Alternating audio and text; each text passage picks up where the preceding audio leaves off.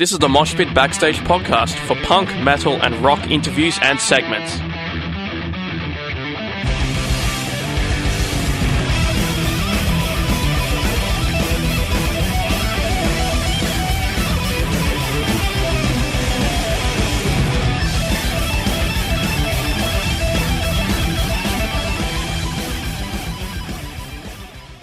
Hi, this is LG Petrov from ENTOMBED A.D. and you're listening to Moshpit Radio on Scene. LG Petrov is the vocalist of ENTOMBED A.D, whose latest album, Dead Dawn, was released last year. They'll be touring Australia in May, playing at Max Watts on the 11th. LG, thank you so much for joining me. Thank you. Glad to be here. So, for those who aren't aware, maybe have heard the band Entombed but aren't sure what ENTOMBED A.D is, could you run through the history very briefly and tell us, ENTOMBED A.D, how does that all work? Yeah, as some may know, we were entombed, and we still are. We have some differences between some band members, and then one band member left and started to cry and whine, and while this was happening, we were just standing still, and we didn't want to do that, of course. So we just, while this was going on, all the troubles, we added AD so we could make albums and tour as musicians do, and here we are, 2 records, 2 albums later, and we're coming to Australia. Basically, that's it. It is basically the same band, and almost all the members have been entombed for more than 10 years. So it's a complicated story, but that was the short version. In terms of these shows, what can people expect? It's going to be energetic, at least from our side, and we're definitely happy that we're able to get this thing together, and it went pretty fast and smoothly. So, we'll definitely throw in a couple of more songs in the set list. Because we haven't been in Australia for a long time, so it's going to be definitely a fun trip, and we'll play as long as the venue lets us. Given the kind of differing styles you've had over the years, the different periods of the band's extensive catalogue, what goes into creating a set list for a show? Yeah, you choose the songs that are most comfortable to play live, and of course, we have our favorites, and we pick our favorites from the new songs, and as well, of course, from the first albums. So it's going to be a good mix, and if somebody shouts out a song that they want to hear, and we know it, of course we're going to throw it in there, So, we have a basic set list that we kind of follow, but then in the end it just comes out like what do we do more? What do we know more? And then we just play it. Once you're on stage, it's hard to get off,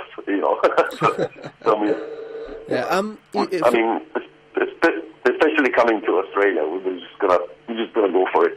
Do you have any time off on this tour to take in any sites? We don't have any days off. We're just gonna go full on for a week, but the flights are going to be early, so we're going to, it's going to be no sleep until Perth, basically. But, we're going to arrive and then make the most of the days. And after the tour, we're going to stay in Perth for 2 days, and then we can have some sleep. But while we're touring, we're just going to go full on, 100%, meet as many people as we can, and play as long as we can. You'll be supported in Melbourne by Anatomy, Earth and Black Jesus. Something I'm always curious about. How much input do you have on how these supports get picked? How does that all happen? I don't think we have anything to do with that, We're just happy that people want to support us, basically. I'm sure there's going to be good bands and happy people. So I honestly don't know yet what support it is, but I'm going to check it out. So, Cool. But I mean, it's going to be fun. I think there's a different support every night. Mm-hmm. So it's going to be fun to check them out. I mean, it's always good to listen to new music and and other bands. So we'll be there for that for sure. Playing with various different bands, including a lot of death metal bands, how do you feel about some of the newer music? Do you like some of the newer sort of death metal that comes out? Yeah, I mean, there's a lot of new bands coming out, as well as old bands putting out new records, and sometimes it's hard to follow everything, but I mean, I don't actively search for it, but it's cool when, something just pops up that you like, and then you if you like it, you support it by buying their album and stuff, so that's always a good thing. So, I mean, as long as the metal scene is alive, and it really is, so then I'm happy. Especially in the last, I think, 3 years, you've done an album, tour, album. Now you're doing a tour again. Like, for someone who has sort of a very day-to-day life, that kind of seems very cyclical in a grand sense. Like, how do you feel about that kind of cycle? Do you get drained by it? Do you enjoy it? Do you get sick of it at all? No, I mean, it's the best thing in the world. Being able to make an album, and then you look forward to touring, and as you said, I mean, then the cycle begins again, and then you do the same thing. I mean, there's nothing much to it. I mean, we're perfectly happy with that, and that's what bands do. I mean, from all the troubles aside, I mean, this is what we do basically. I mean, it's like, and being for every time you hear the intro go on and you're about to go on stage, that's the best thing in the world, And then you start headbang. Yeah. And play the music and see people enjoy it. Yeah. It's great. In terms of actually recording and writing music, sort of the other half of what a band does, you didn't have an album out for 6 or so years after your last album before you added the AD. Yeah. What is it about writing and recording that sort of got you really motivated to actually just do it and just really intensely, despite band troubles aside, you still wanted to do it? Yeah, I mean, we had that period for 6 years that basically nothing was happening, And then when we sat down and said, hey, we got to do an album, time is, just time ain't going to stop and wait for us. And then we sat down and let's do this. And then when all this, when Alex Hellig left, and then when all the trouble began. But once we were in the studio, we just kept on doing it, and we worked efficiently. And, we put out 2 albums in the span of 18 months. So, I mean, we basically wasted 6 years. And but now we're on the right track again. I mean, we're just doing it, and the feeling is great. I mean, we have toured a lot this year, last couple of years, and that's the way it should be done. Now, you've talked about not being very lyrical, and that the other bands write a lot of the lyrics for the stuff you do.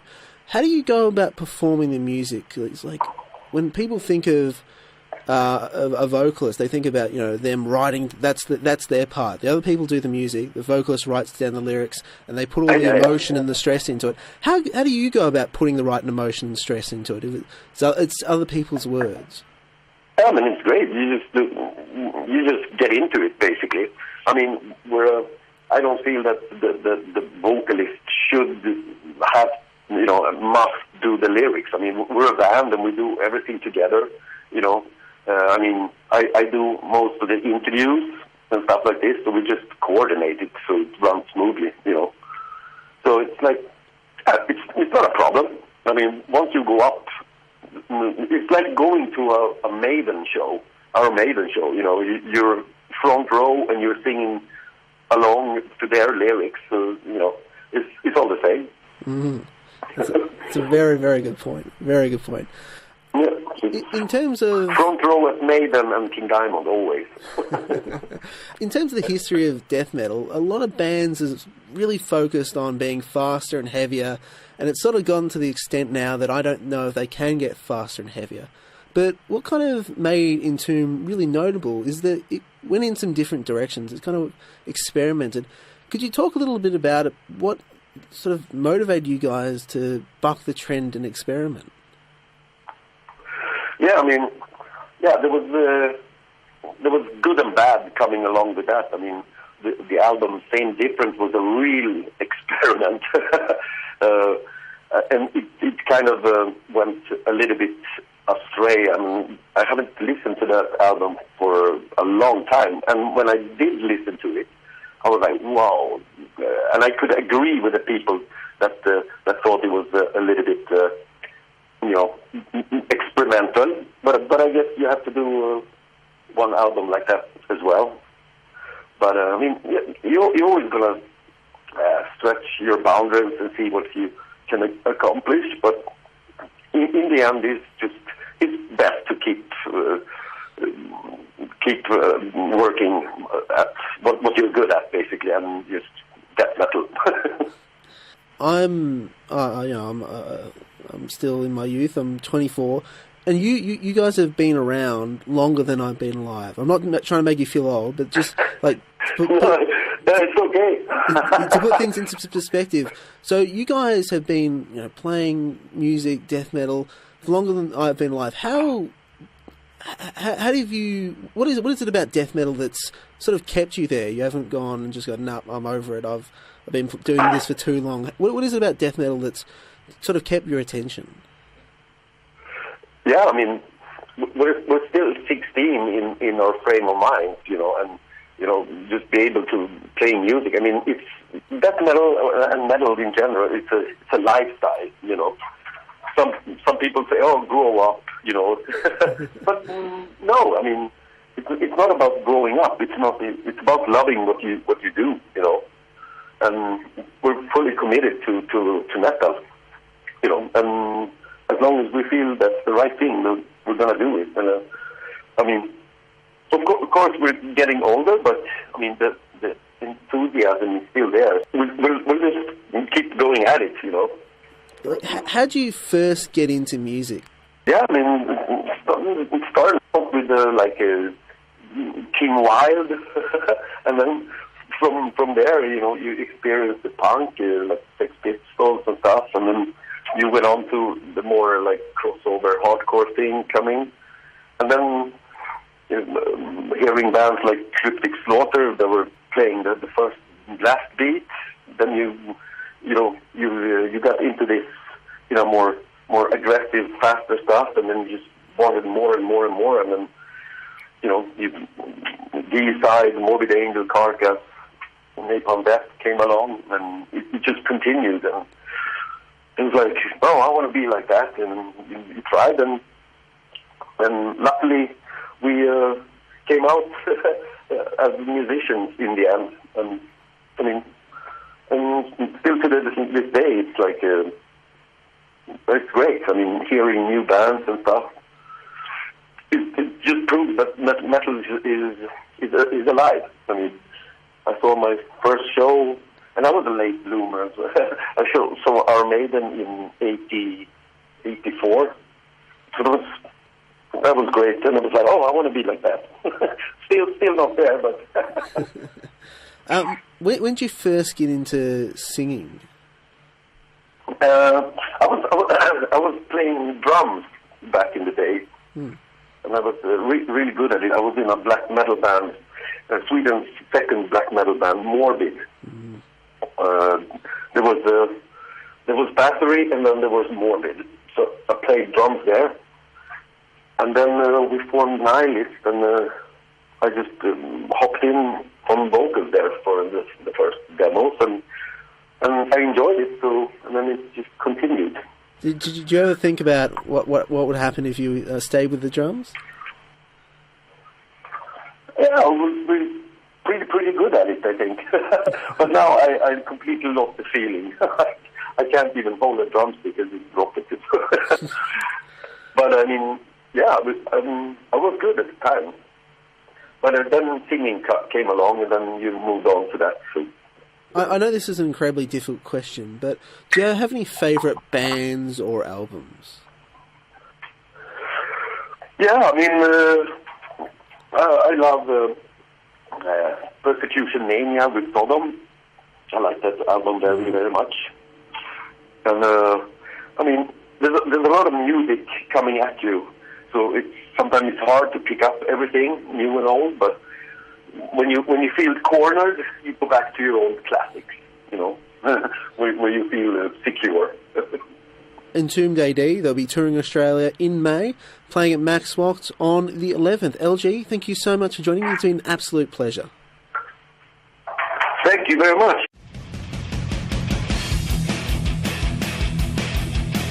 Thanks for listening to the Moshpit Backstage podcast. You can subscribe to us on iTunes and Omni. To find out more about the show, go to www.syn.org.au/moshpit. Like us on Facebook at facebook.com/moshpitonsyn and follow us on Twitter and Instagram at moshpitsyn. The regular Moshpit radio show broadcasts punk, rock and metal tunes and interviews every Thursday nights on Syn 9.7 on FM and digital radios. Listeners outside of Melbourne, Australia can stream Syn 9.7 online at www.syn.org.au. Thanks to Vintage Ruin for the music. Hi, this is Tomato from Flash Gun Apocalypse. Hi, I'm Enid from Girls School. I am Phoebe Pinnock from Heavenly Axe. Hey, this is Gary Oldmead of the Misfits. Hey, this is Kat Sproul from Horizon's Edge, and you're listening to the Moshpit on Syn FM.